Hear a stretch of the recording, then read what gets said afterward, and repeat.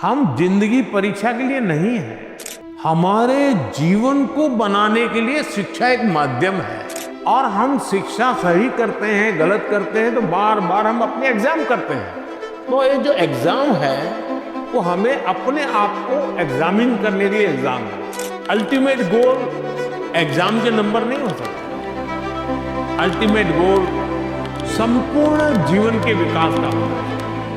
एक बहुत ही common scene देखा जाता है घरों में, that is a child sitting at the desk, books open but completely zoned out, या फिर बच्चे का रोना और नाराजगी, उसका मुझे नहीं पढ़ना कहना, और इस सब के बीच the parent is sitting across the table frustrated, exhausted and wondering, क्या मैं कुछ गलत कर रहा हूँ? Academic pressure is one of the most common things I hear about from parents.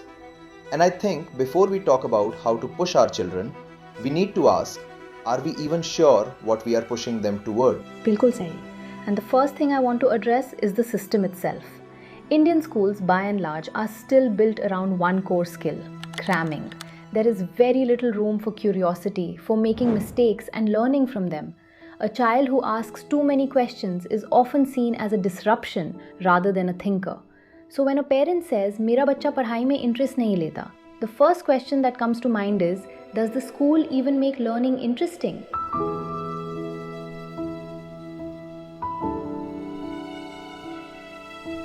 And honestly, the answer most of the time is no.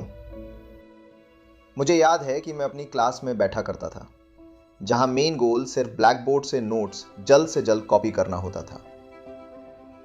There was no discussion, no exploration, सिर्फ ये syllabus cover करना. And now, these same children are parents, replicating that same anxiety at home in the form of phrases like, क्या तुमने अपना homework finish किया? क्या तुमने chapter 4 का रिवीजन किया? तुम्हारे कितने मार्क्स आए? और ये कंपैरिजन तो बहुत कॉमन है. तुम्हारी क्लास में कौन फर्स्ट आया? ये ऑलमोस्ट हर बच्चे ने सुना है. And this comparison culture is genuinely damaging. When a child is constantly measured against another child, they stop focusing on their own growth and start focusing on not being embarrassed. That is a completely different psychological state, and it kills intrinsic motivation. In fact, every child's brain develops at its own pace. Developmental psychology is very clear on this.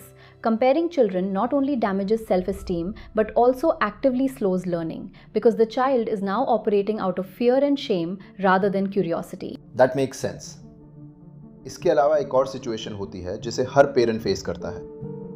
बच्चा एक specific subject से बिल्कुल नहीं जुड़ पाता, math, science, history, कुछ भी, and the parent panics. अगर इसको साइंस में ही आई तो क्या होगा? But sometimes kids just don't connect with the subject. Is that okay? Not only is it okay, but it is also completely normal. हर इंसान का एक cognitive profile होता है, that is, areas where the brain lights up and areas where it does not. Problem ये है कि हमारा school system हर subject को बच्चों के लिए equally non-negotiable मानता है.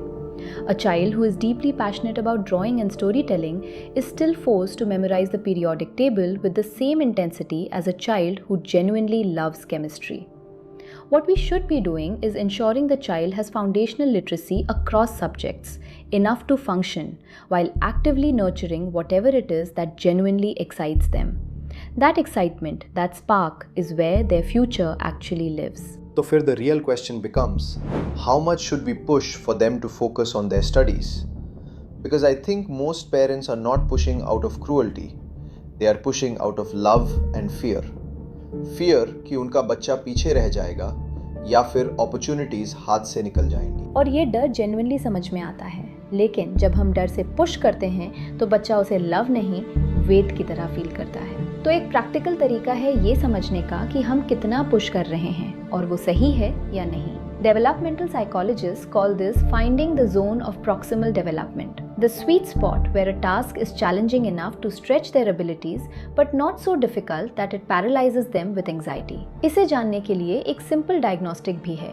आप सही मात्रा में पुश कर रहे हैं अगर आपका बच्चा किसी हार्ड प्रॉब्लम से कभी कभी फ्रस्ट्रेटेड होता है बट कीप्स ट्राइंग, अगर वो क्वेश्चंस पूछता है, क्यूरियोसिटी दिखाता है, अगर उसके पास हॉबीज और स्लीप के लिए टाइम है, अगर वो समझता है कि a bad grade is simply data on what to learn next. On the other hand, आप ज़्यादा पुश कर रहे हैं अगर छोटी छोटी एकेडमिक मिस्टेक्स पर इमोशनल मेल्टडाउन्स होते हैं। अगर वो सिर्फ ये पूछता है क्या ये ग्रेडेड है, अगर वो क्रॉनिकली टायर्ड है या स्कूल जाने से रेजिस्ट करता है, अगर वो रिपोर्ट कार्ड छुपाता है या एक लो स्कोर को पर्सनल फेलियर मानता है।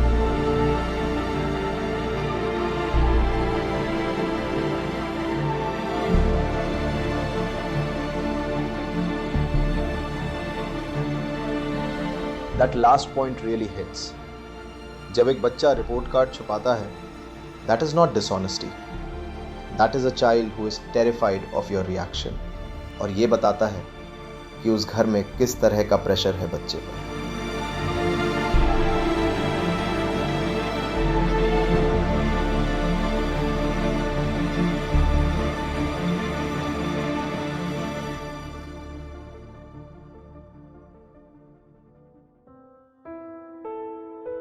Exactly, and this brings us to the difference between encouragement and pressure, because this is where I think many parents genuinely get confused. उन्हें लगता है कि वो encourage कर रहे हैं, लेकिन बच्चा उसे pressure की तरह experience करता है। ये line बहुत thin feel होती है, but the difference is fundamental. Encouragement बच्चे की autonomy और journey पर centered होता है। Pressure parents की expectations और outcome पर centered होता है। Encouragement focuses on effort. It notices the hard work, the resilience, the strategy a child uses, regardless of the final score. Pressure fixates entirely on the end result, the A+, the trophy, the ranking, signaling that the process is irrelevant unless the outcome is perfect. इस पर क्या आप कुछ real examples दे सकती हैं? मुझे लगता है पेरेंट्स ये थ्योरी में तो सुन लेते हैं, but in the heat of the moment, जैसे खराब रिपोर्ट कार्ड के सामने, समझ नहीं आता कि एक्चुअली क्या कहें। बिल्कुल, चलिए एक एग्जाम्पल लेते हैं, जैसे cricket practice. Encouragement sounds like, आज तुमने 1 घंटा बॉलिंग की प्रैक्टिस की, even when it was getting hot outside. मुझे वो डेडिकेशन बहुत अच्छी लगी। Pressure sounds like, कल मैच है, अगर तुमने वो यॉर्कर नहीं निकाला तो कोच के सामने शर्मिंदगी होगी, हमारी भी और तुम्हारी भी। और take a school elocution competition. Encouragement is, तुम स्टेज पर खड़े हुए और अपनी बात कही, दैट टेक्स रियल करेज, हमें तुम पर गर्व है, रिजल्ट कुछ भी हो। प्रेशर इज, पिछले साल रिया फर्स्ट आई थी, इस साल तुम्हें उससे बेटर करना है। The underlying message of encouragement is that your worth is not tied to your performance. The underlying message of pressure is that my love and pride are resources you have to earn. और बच्चे ये message pickup करते हैं, चाहे हम explicitly बोल रहे हों या नहीं। They feel it. Yes, exactly. They feel it in the body. If you are unsure whether your words are coming across as encouragement or pressure, watch your child's physical response. If they receive encouragement, their shoulders drop, their breathing relaxes, and they feel safe enough to share their worries. If they feel pressure, their body tightens, they become defensive or completely silent, and they start avoiding the activity altogether out of fear of not measuring up. तो अगर हम ये establish कर लेते हैं कि pressure harmful है और encouragement build something real, then the next question is how to build discipline in your child. Because parents often say कि अगर मैं बच्चे को प्रेशर नहीं देता, अगर मैं थोड़ा लूज छोड़ देता हूँ तो वो कुछ ही नहीं करता।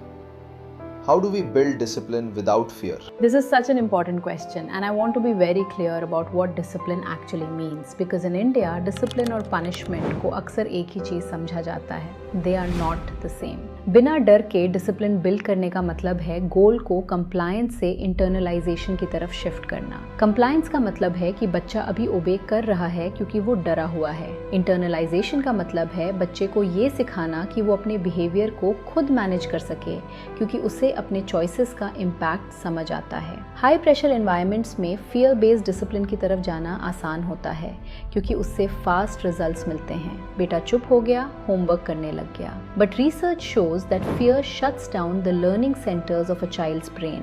They only learn how to avoid getting caught instead of understanding what's right or wrong. The moment the source of fear is removed, जब आप कमरे से बाहर जाते हैं, the behavior disappears too. The child stops studying and often resorts to methods like cheating because result तो आ रहा है ना, and that is all that matters. तो प्रैक्टिकली अगर पनिशमेंट नहीं तो क्या किया जाए? पहला शिफ्ट है पनिशमेंट से नेचुरल कॉन्सिक्वेंसेस की तरफ। पनिशमेंट का मकसद है डिस्कम्फर्ट देना। एक मिस्टेक की सज़ा के तौर पर। कॉन्सिक्वेंसेस का मकसद है ये सिखाना कि मिस्टेक को रिपेयर कैसे करें। Natural consequences mean letting reality do the teaching whenever it is safe. If an 8-year-old refuses to put their dirty clothes in the laundry hamper, the natural consequence is that their favorite shirt is not washed in time for the weekend. No yelling required, reality teaches the lesson. ये समझ आता है, but what about the emotional side?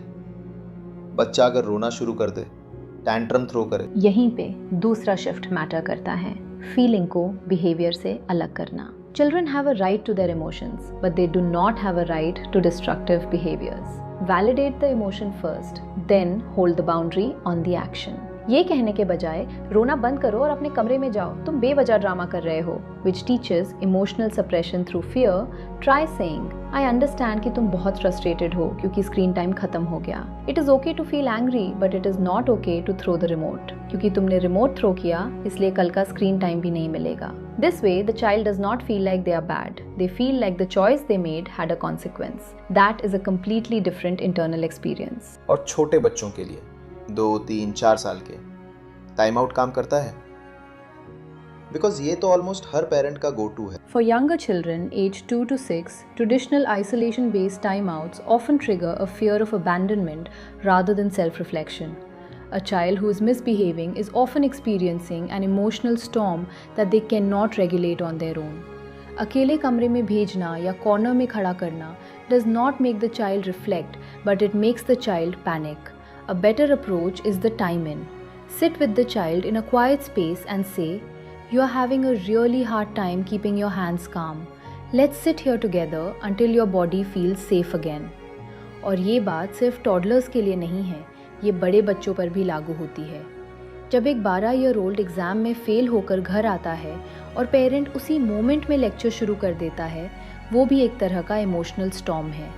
उस moment में brain available नहीं है learning के लिए। पहले बच्चे को सेफ फील कराइए, तब बात कीजिए। एक और चीज़ जो मैंने नोटिस की है, और शायद बहुत इंडियन फैमिलीज में ये चैलेंज होता है, जॉइंट फैमिलीज में या एग्जाम सीजन में जब घर में केओस होता है, शेड्यूल्स टूट जाते हैं, तो बच्चे का बिहेवियर भी अचानक वर्स हो जाता है। क्या रूटीन सच में इतना फर्क डालती है? एब्सोल्युटली। डिसिप्लिन प्रिडिक्टेबिलिटी में ही फ्लरिश करता है। जब बच्चों को एग्जैक्टली पता होता है कि उनसे क्या एक्सपेक्टेड है, तो उन्हें गेस नहीं करना पड़ता, और यही अनसर्टेनिटी अक्सर एंग्जाइटी और आउटबर्स्ट की वजह बनती है। इसका प्रैक्टिकल तरीका उम्र के साथ बदलता है। छोटे बच्चों के लिए विजुअल स्केड्यूल्स काम करते हैं, जैसे टूथब्रश, बेड, बुक की पिक्चर्स वाला चार्ट, जिससे कंट्रोल उनके हाथ में आता है। और बड़े बच्चों के लिए एक फैमिली मीटिंग करके रूल्स और कॉन्सिक्वेंसेस साथ में डिसाइड करें। दोनों का कोर एक ही है, बच्चे को ओनरशिप देना, ताकि उन्हें ये सब्जुगेशन नहीं बल्कि अपना डिसीजन लगे। ये को क्रिएशन वाली बात बहुत इंपॉर्टेंट है। बच्चा अगर रूल्स बनाने में इन्वॉल्व है तो उसकी इन्वेस्टमेंट भी होती है उन्हें फॉलो करने में। Exactly. And the last piece of this framework brings everything together. Proactive praise. Fear-based environments usually highlight what a child is doing wrong. Trust-based discipline catches them doing things right. And the praise must be specific. Praise that names the effort and the process, not just the outcome. Instead of "good job getting an A," try "I noticed how hard you focused on your homework today, even when that maths problem got tricky. I love seeing that dedication." This builds a growth mindset and encourages them to repeat the disciplined behavior independently.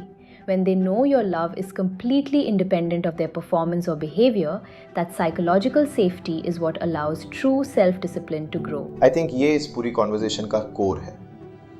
हम चाहते हैं कि हमारे बच्चे achieve करें, और ये गलत नहीं है।